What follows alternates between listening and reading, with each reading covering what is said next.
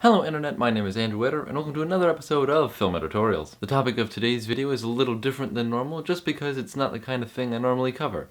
It's about music, and rap music in particular, which is not my cup of tea. If you've been paying attention to the box office recently, you've probably already guessed that the topic of today's video is Straight Outta Compton.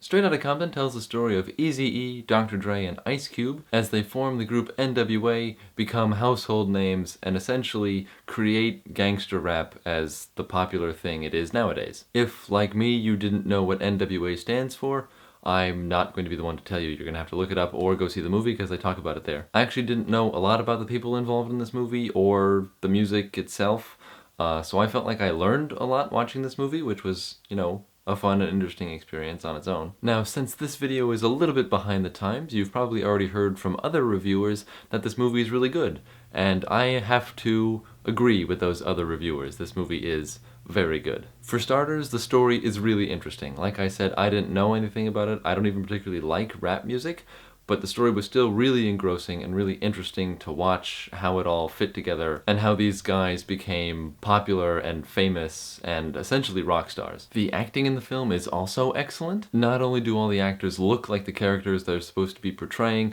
but they also do a really good job of being engrossing and likable, even when the characters aren't supposed to be likable themselves. There are times it almost feels like a documentary instead of the dramatization that the movie is. As far as the music itself goes, I think I've already mentioned that I don't particularly like rap music, but this movie makes you appreciate it and appreciate where it comes from and how it's these artists' mode of expression and indeed the community's mode of expression in a lot of instances. Also, on the social side of things, the movie highlights the problems of racism in modern America, which is unfortunately still a problem. So not only is this movie a look back to the past of the early 90s when gangster rap was becoming a thing, but also making relevant commentary on today's society. As far as negative aspects of this film, my big complaint here is that it's very long. It's nearly 2.5 hours long, and the third act drags. At least it dragged for me.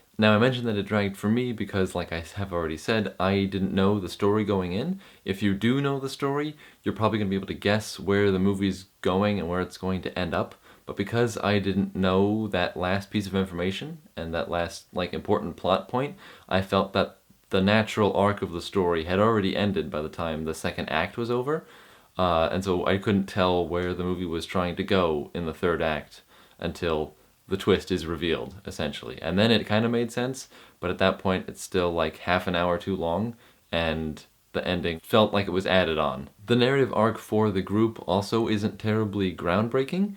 This isn't really surprising because as best I can tell, it's actually true to what happened, but it does feel rather familiar with most, rock groups that come together kind of stories. It has a lot of the same beats, has a lot of the same story elements, so it can kind of feel familiar at times, which isn't a bad thing, but if you're expecting to see this groundbreaking, unconventional story, you're not going to see it. The last thing I want to talk about is not so much a problem I have with the quality of the film, but it is an aspect of the film that will prevent a lot of people from fully enjoying the movie. And that's the matter of the language used in the film. It very, very easily earns its R rating. A very large percentage of the words spoken in this movie are swear words or just offensive language in general. So if that kind of thing makes you squeamish, you're really not going to like this movie because the movie's very long and a lot of it is swears. So that's the kind of thing you avoid in movies. You're going to want to avoid Straight Outta Compton. Okay, so I'm going to have to give Straight Outta Compton 4 stars out of 5. The story is really interesting and engaging.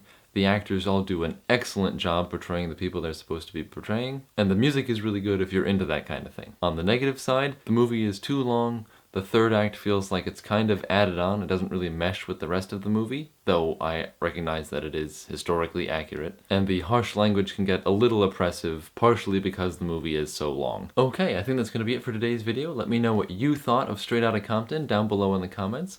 Please don't forget to like, favorite, share, subscribe, follow me on Facebook and Twitter. It's also worth noting that I did ask you, my viewers and Facebook and Twitter followers, what movie I should review. About 30% of you said I should do Straight Outta Compton, about 30% of you said I should do Man from U.N.C.L.E., and then 40% of you said I should do them both. So I'm working on doing the Man from U.N.C.L.E. video next. I'll see you guys next time. Bye!